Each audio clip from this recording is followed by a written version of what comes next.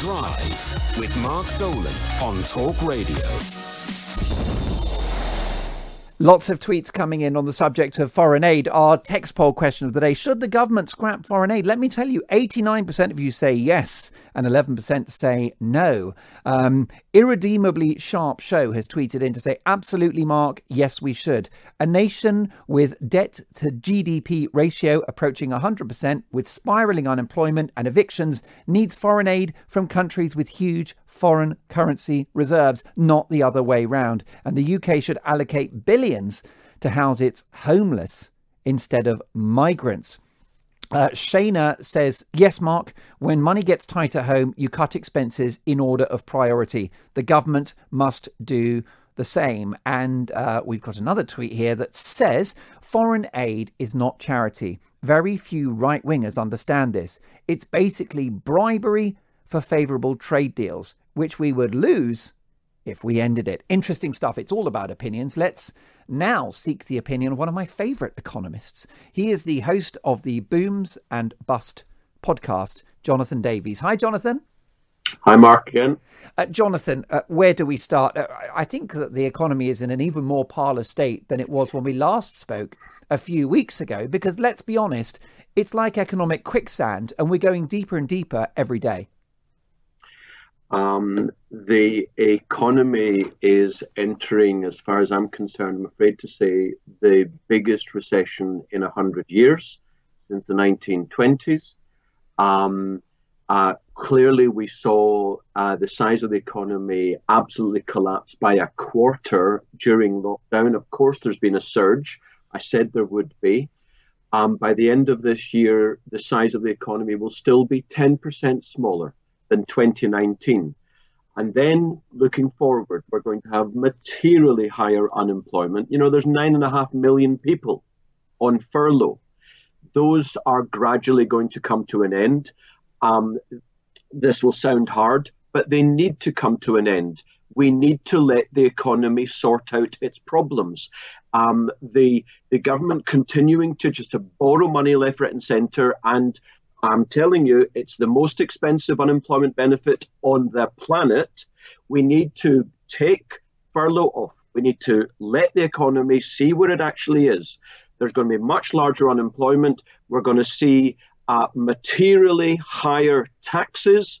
We're going to see materially higher inflation going forward.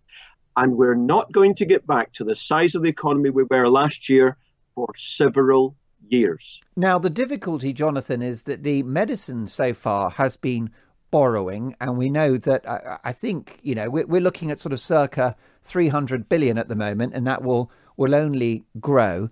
However, I'm being told by anyone and everyone in the economics community that debt is very cheap. So what's the problem? The problem is that politicians never know when to stop. And it is cheap now, and they're using all this as an excuse to borrow vast amounts of money. But with the reason why I'm saying we're going to have higher inflation is because we're also going to have higher long-term interest rates. Yeah. So it's cheap to borrow now. You're absolutely correct. That's why they're borrowing so much. But in the future, it's going to be incredibly expensive compared to today, indeed compared to the last few years. And if you think we're going to get higher taxes now, you haven't seen anything yet. And of course, there's a huge political debate raging within the cabinet at the moment about who should pay this enormous deficit. And many are saying it should be the rich and large corporations. But the problem is they're quite good at avoiding paying tax, aren't they? Because they have excellent accountants. It's funny, Mark, because I thought Jeremy Corbyn lost the election.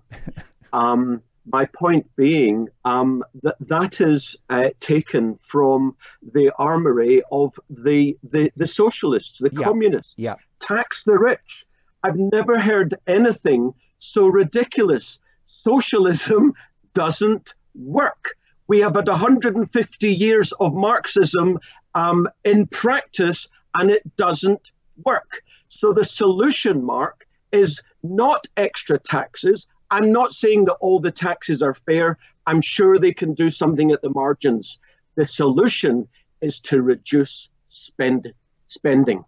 Indeed, but that sounds worryingly like you're arguing for austerity, and the British public have had enough of that, Jonathan. They've had their fill.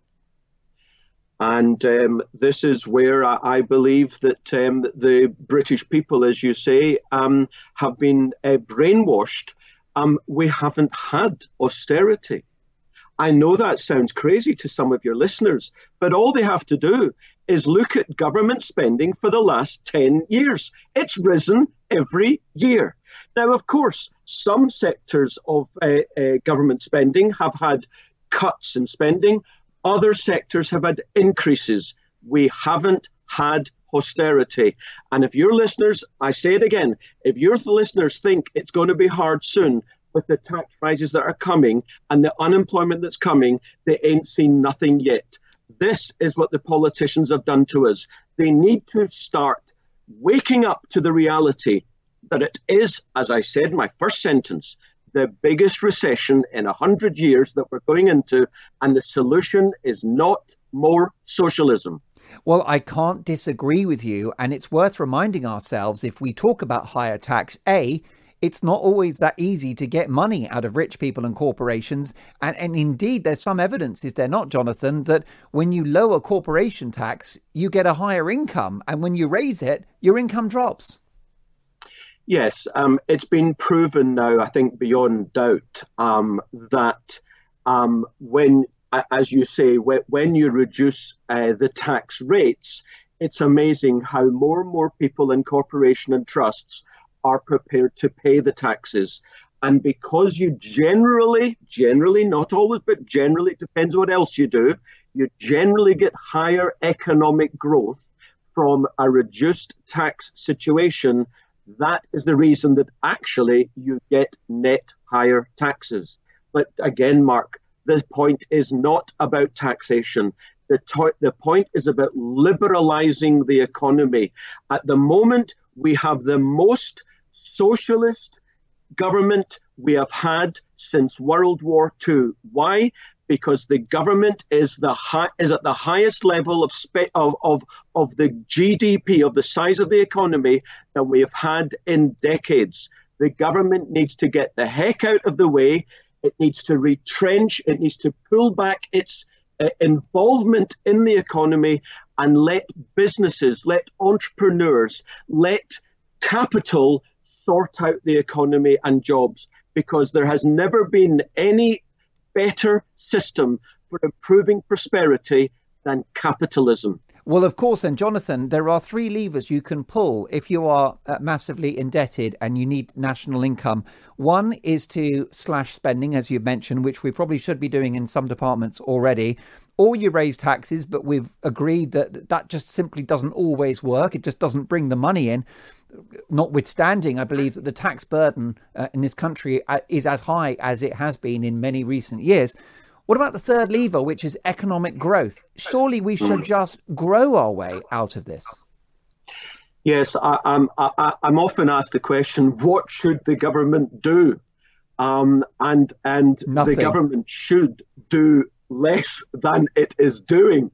There is no case in history, no example in history where a government has grown an economy except for very short periods, like, for example, post-lockdown.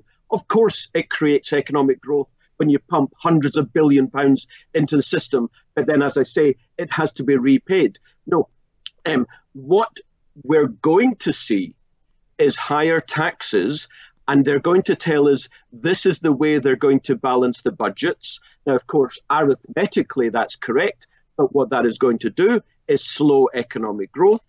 On top of, as I say, 3 to 4 million unemployed, which is what we're likely to see.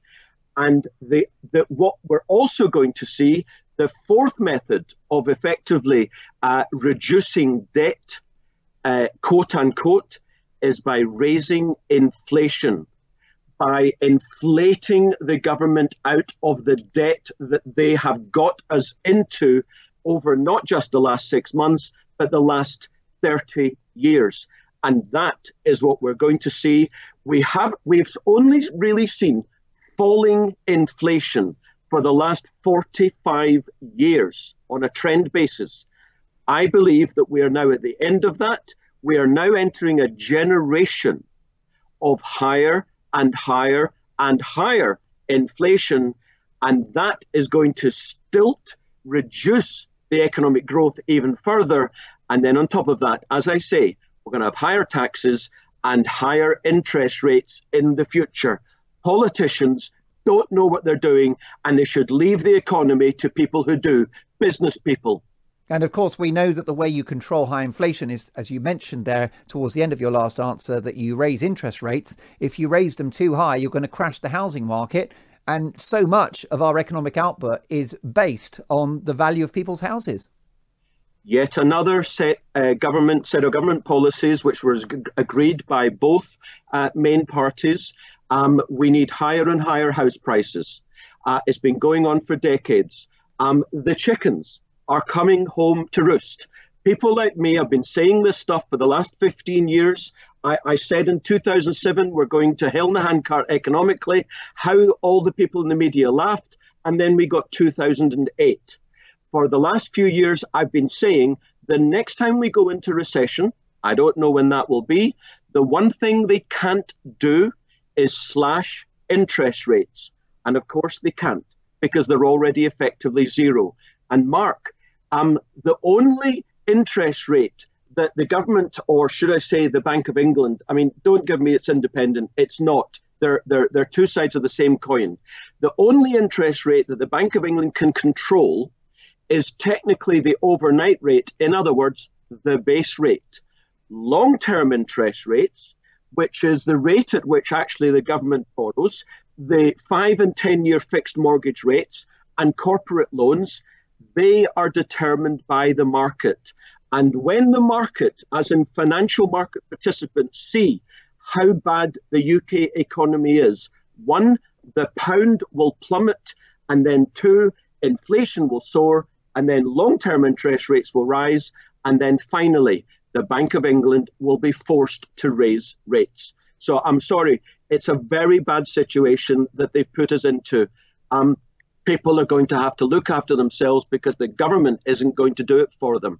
We're deeply grateful for your time. The biggest names in economics speak to Talk Radio. Jonathan Davies never sits on the fence. He doesn't know where the fence is. It's in someone else's garden. He's an economist and presenter of the very entertaining and informative Booms and Bust podcast. He has a website as well, and he's always worth listening to because here at Talk Radio, it's all about opinions. What's yours? 0344 499 1000. Who should pay for this pandemic? This is Talk Radio. Across the UK, online, on